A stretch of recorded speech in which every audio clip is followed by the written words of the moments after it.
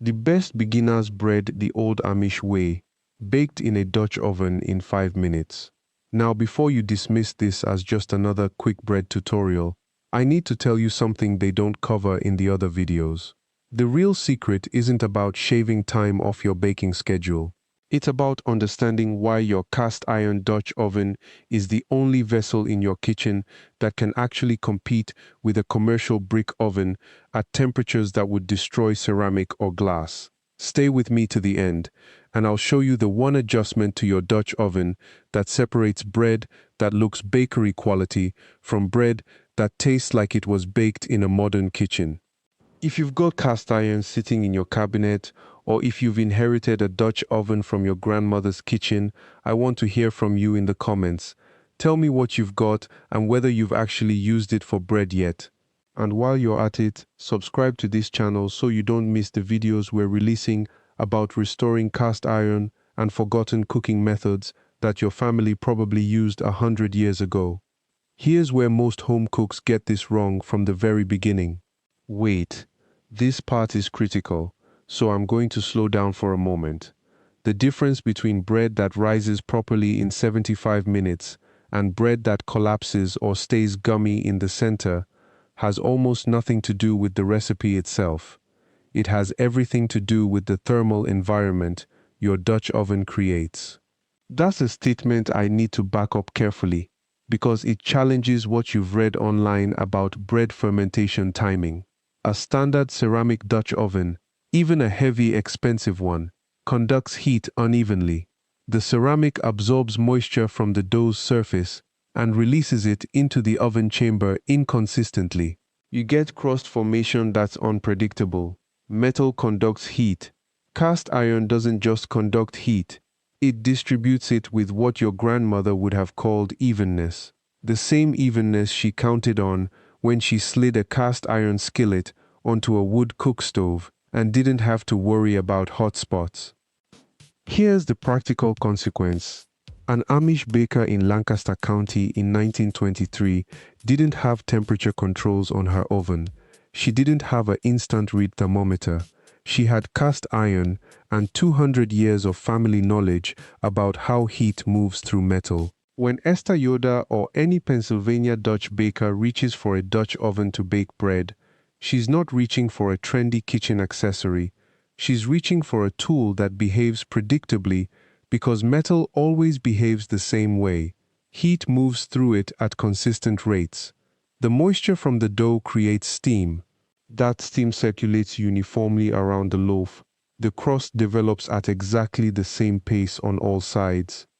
Modern recipes call for 500-degree ovens and 45 minutes of baked time, because most home ovens can't sustain that heat reliably with their thermostats cycling on and off. A cast iron Dutch oven eliminates that problem. The thermal mass of the iron itself maintains temperature stability even when the oven rack is adjusted or the door is opened briefly. Your dough doesn't experience thermal shock. It doesn't collapse. Now, I should be clear about something here. We're not talking about rushing the fermentation process. The dough still needs time to develop flavor and structure. What we're talking about is the final proof and bake cycle. That's where the cast iron makes its difference. Take a Pennsylvania Dutch home in the 1970s. Before no-knead bread became a phrase anyone used in America, a woman in that kitchen would have mixed her dough on Sunday evening or Monday morning. Simple recipe: flour, water, salt, a small amount of yeast.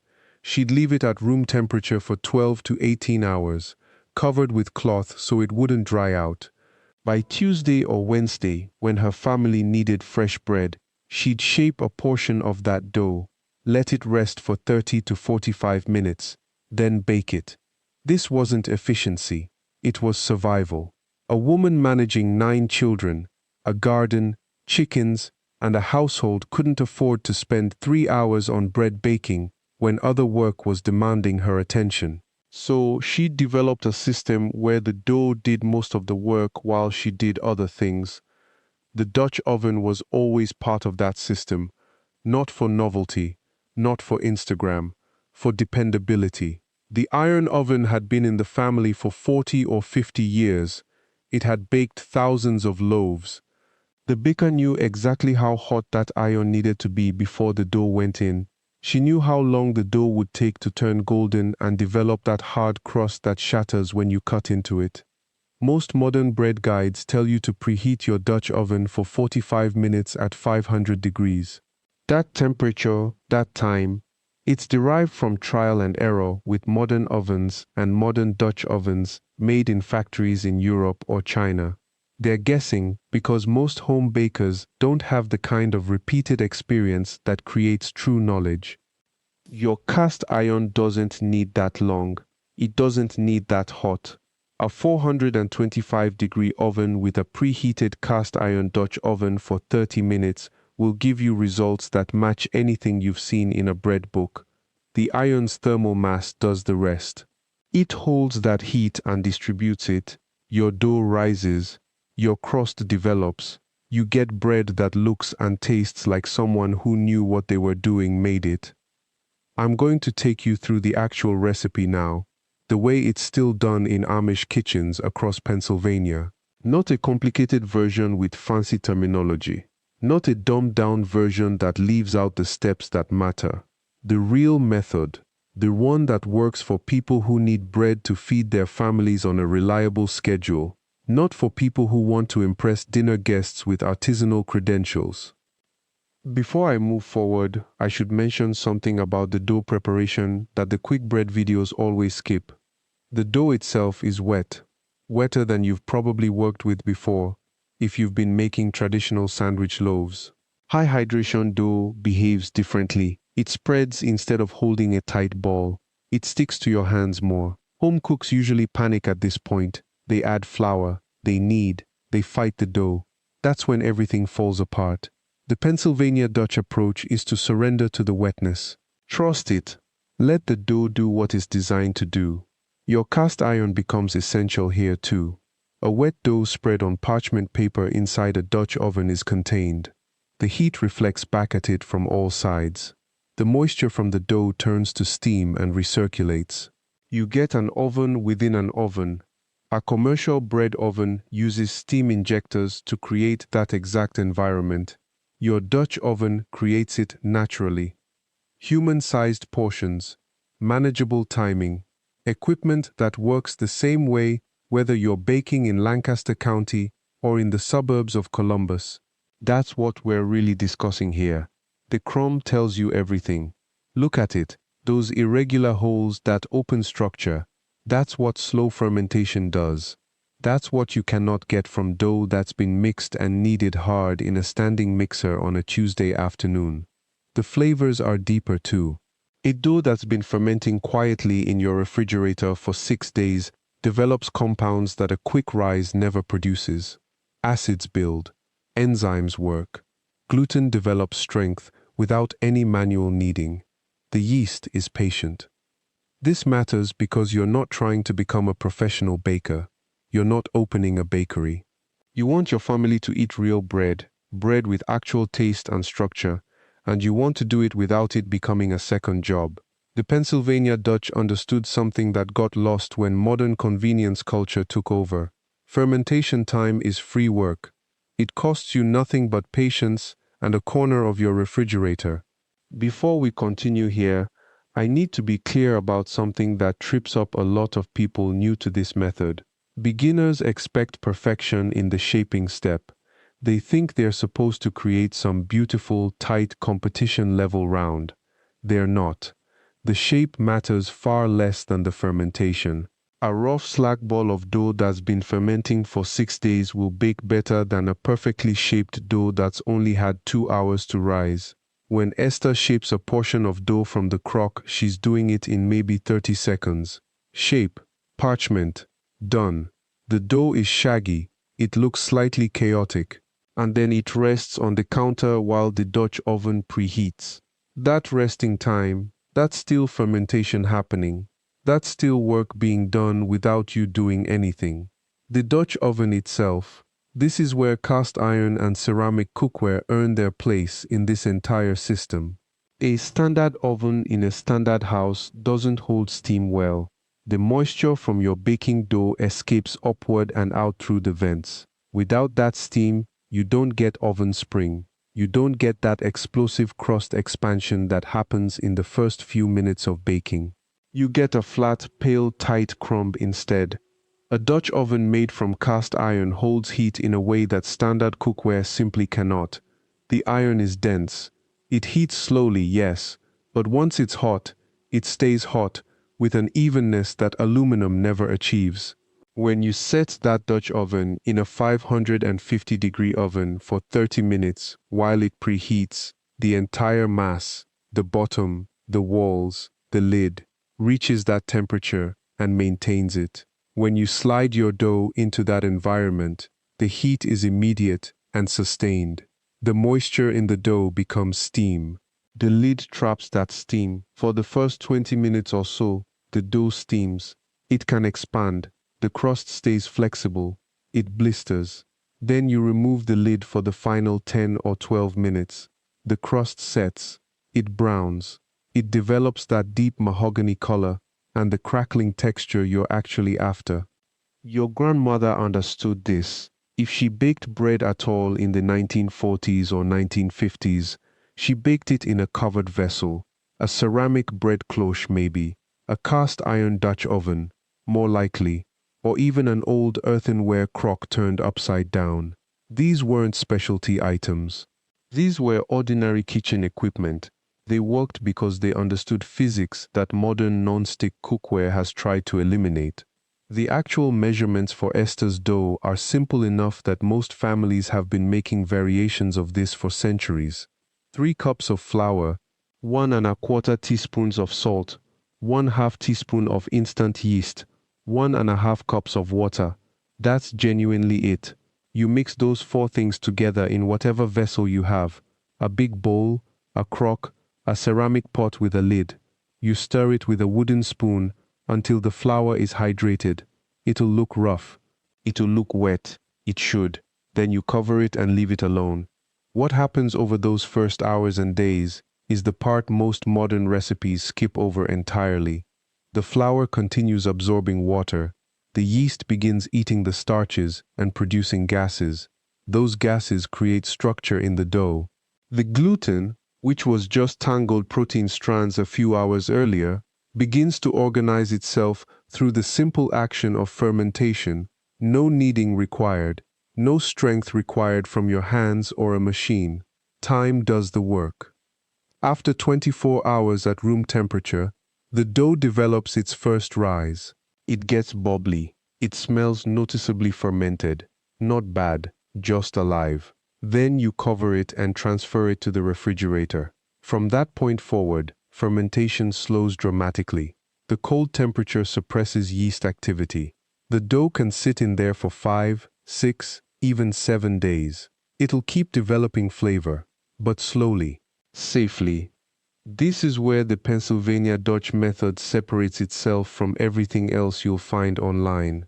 Most bread recipes treat the refrigerator as a pause button, a place to slow things down temporarily before you bake. In Esther's kitchen, the refrigerator is the actual baker. It's doing the real work while she's doing something else entirely. On day 3 or 4 in that cold storage, flavor compounds develop that simply don't exist in fast yeast breads. The lactic acid bacteria, the wild cultures living in the flour and in the air itself, they start producing acids. Those acids change how the gluten behaves. They sweeten the dough slightly. They create depth in the crust when it finally bakes. A loaf that spent 5 days in her refrigerator tastes nothing like a loaf that came together in 3 hours on the countertop. I've eaten store-bought bread my entire life, so have most of you. And I'm not here to tell you it's garbage.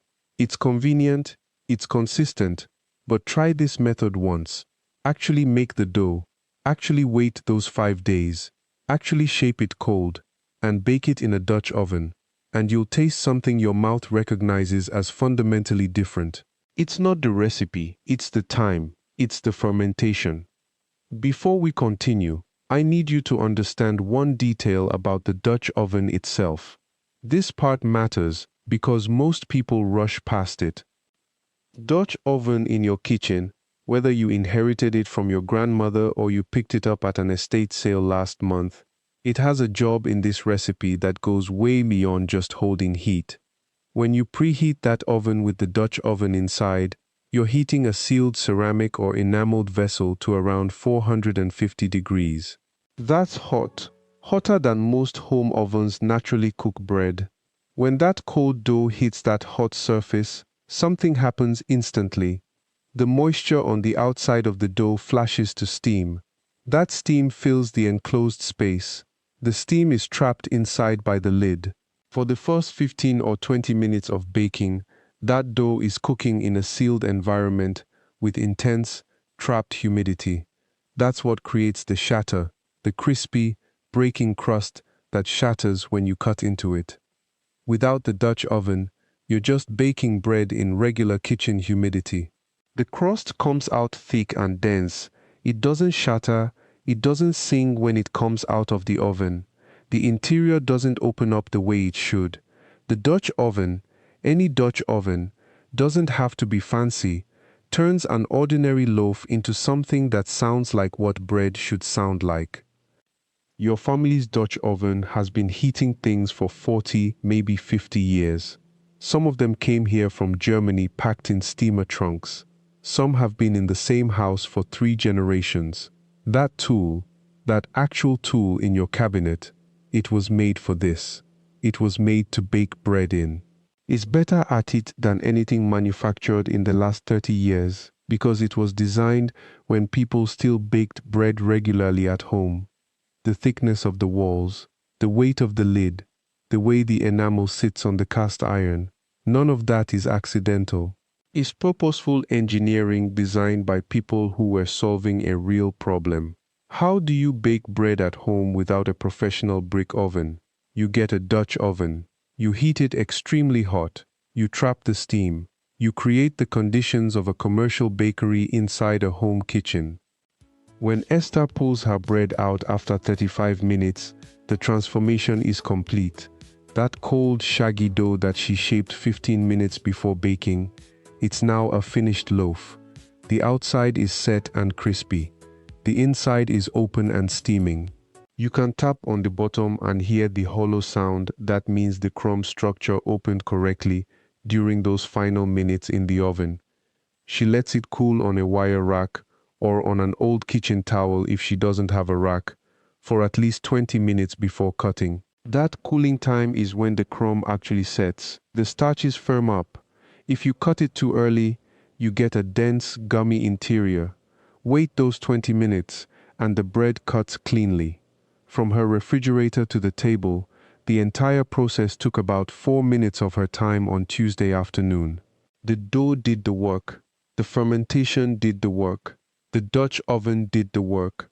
Her hands just shaped it and moved it. That is the entire system. And once you understand it, you start to see why Pennsylvania Dutch families have relied on it for 2 centuries. It is not magic. It is not complicated. It is just dough and time, and a tool that does exactly what it was designed to do. Now, before we move forward, I need you to think about something practical. Most people who try this method make the same mistake in their first week.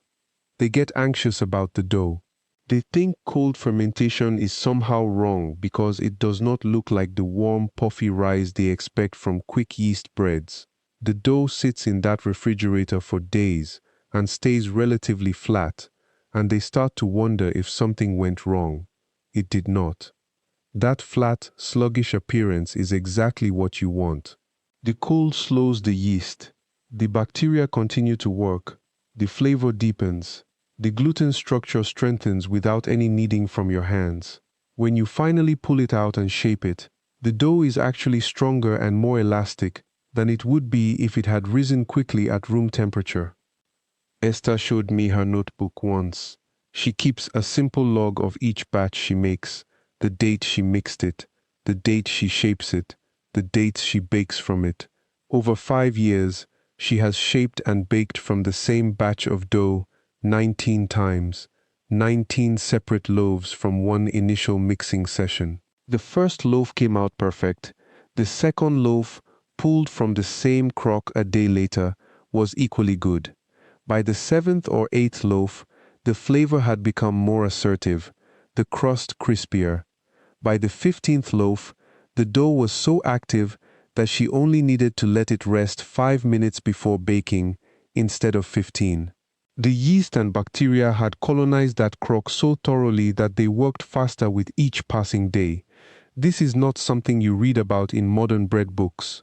Modern bread culture treats each loaf as a separate project. You make a dough, you bake it, you clean the bowl, you start over. Pennsylvania Dutch families never cleaned the crock. They refreshed it. They fed it new flour and water. They shaped and baked whenever they needed bread. The crock became a living thing. It developed character. It developed speed. It became more reliable with age, not less. I mention this because it changes how you think about the Dutch oven too. If you are using a new Dutch oven for the first time, the bread will still bake beautifully, but an old Dutch oven, one that has baked hundreds of loaves, performs differently. The interior surface has absorbed fat and moisture over decades. The seasoning on the lid is darker, smoother. The heat distribution is slightly more even because of the layers of carbonized oil built up over years. An 80-year-old Dutch oven bakes bread faster than a brand new one. The crust colors deeper. The oven spring is more dramatic. Esther's Dutch oven came from her grandmother. It is Le Creuset, made sometime in the 1950s. Orange enamel on the outside, dark on the inside. The enamel has chips. The lid handle is slightly loose.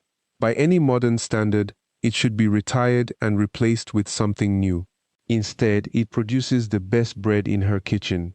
She could buy a brand new enameled Dutch oven today for less than $100. She will not, because the old one works better. This is where the practical and the emotional start to overlap. The tool becomes more than just a vessel for cooking. It becomes connected to the people who used it before you. The bread you bake in your grandmother's Dutch oven does not taste different because of nostalgia. It tastes different because that oven has absorbed decades of heat and moisture and fat. It has become seasoned from the inside. Your hands shape the dough. The fermentation builds the flavor. But the Dutch oven itself, the actual object sitting in your kitchen right now, brings something to the bread that no amount of technique or recipe precision can replace. If you have inherited a Dutch oven, do not restore it or clean it aggressively. Do not try to make it look new. Use it. Bake bread in it weekly. Let it develop more layers of seasoning. Let it become even more itself. If you do not have an old one, you still have options.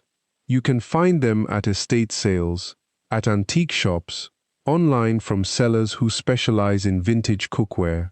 An old Staub, an old Le Creuset, an old unmarked cast iron pot with an iron lid, any of them will work. They will not be cheap, but they will outlast the person who buys them if they are used properly. That is the inverse of how we shop for kitchen tools now.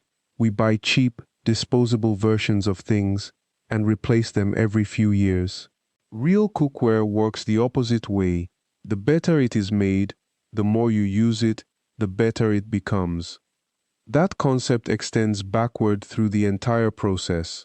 The crock you ferment your dough in should be ceramic or stoneware, something that has absorbed the bacteria and yeast of dozens of batches. The cloth you cover it with should be linen or cotton, something that breathes. The parchment paper you shape on should be unbleached. Everything you use becomes slightly more seasoned, slightly more responsive to your hands, slightly more effective at delivering what you are asking it to do. This is the secret I promised you at the beginning of this video. It is not about speed. It is not about shortcuts. The real advantage of baking bread the old Amish way is not that you save time on Tuesday afternoon. You save time because you stopped fighting the dough. You stopped fighting the fermentation. You stopped fighting the nature of flour and water and yeast working together over many days. Modern bread instruction tells you to rush, knead for 10 minutes, proof for 90 minutes. Shape, proof again. Bake. Fit it all into one afternoon or one morning. You are racing the dough. Every step is a battle against the clock. The Amish approach, the approach that fed families for 2 centuries before commercial yeast existed, before instant everything, is to let time work for you instead of against you. When you mix your dough on Sunday and place it in the refrigerator, you are not waiting. The dough is doing the work. Cold fermentation breaks down gluten naturally. It develops flavor compounds that no amount of rushing can create. It builds strength in the structure without your hands ever touching it. By the time you pull that dough out on Tuesday, it has already done most of what you asked it to do. You are not starting from zero. You are finishing something that was already halfway there. That changes how you cook with your Dutch oven too. The cast iron is not just a vessel anymore. It becomes part of the fermentation system. The heavy lid traps steam from the dough itself as it bakes. That steam does something no modern technique can replicate. It gelatinizes the starch on the surface, turns it into a dark, shattering crust that crackles when you break bread at the table. Your grandmother knew this. Your great-grandmother built her entire baking practice around this single principle. The holes in your bread, those irregular pockets of air that make the crumb tender and the slice ability so good, they come from the same place. Long fermentation in a cool environment creates them. The dough does not need vigorous kneading to build those holes. It builds them naturally, slowly, over time. When you finally bake the loaf in your preheated Dutch oven, those holes just expand. They do not collapse because the dough has had days to stabilize them. Every piece of equipment you use becomes better because you understand what it is actually supposed to do. The Dutch oven is not a baking vessel that happens to have a lid. It is a humidity chamber. The ceramic crock is not just a storage container. It is an environment where fermentation happens at exactly the right pace. The linen cloth is not decoration. It is a breathable barrier that allows the dough to continue exchanging gases with the air while it rests. An old Amish baker will tell you that she can feel the dough through the cloth. She can sense when it has risen enough, when it is ready to shape, when it needs more time. That is not magic. That is the result of using the same tools, the same method, the same fermentation schedule, year after year after year. Her hands have learned what the dough is telling her because she has listened to it thousands of times. You have that same capacity. Not immediately, but after you have made this bread 6 times, 12 times, 20 times, your hands will start to recognize what ready feels like. Your Dutch oven will develop a patina, a seasoning, that makes it slightly more responsive to heat. Your ceramic crock will absorb the flavor and the bacteria of your fermentation. Your linen cloth will soften and become more pliable. Every tool you use will become an extension of your skill rather than a replacement for it. This is what the Amish have understood all along. Tools do not make you a better cook. Consistency does. Repetition does. Showing up to the same kitchen at the same time every week and doing the same thing the same way does. Your Dutch oven will last longer than you will because you are going to use it properly. Your ceramic crock will be handed to your daughter or your granddaughter because you have cared for it, seasoned it, proven to it that you respect what it is designed to do. So this week, I want you to do something small. Mix your dough, one batch. Use the recipe I walked you through. Place it in whatever container you have. Glass, ceramic, plastic, it does not matter for the first loaf. Cover it. Put it in the refrigerator. Wait 5 days. Then pull it out, shape it, and bake it in whatever Dutch oven is sitting in your kitchen right now. Do not wait for the perfect equipment. Do not plan for someday. Do it this week. When that loaf comes out of your oven and you cut into it, and you taste that crust and that crumb, you are going to understand something that no video, no book, no recipe can fully teach you. You are going to feel the connection between the time you invested, the dough you trusted, and the bread on your table. That feeling is what brought me to make this video. That feeling is what the Amish have been chasing for 200 years. Thank you for watching all the way through. If you found this helpful, please subscribe to this channel and turn on notifications so you do not miss the next video. And if you have questions about your own Dutch oven or your own bread, leave a comment below. I read every single one.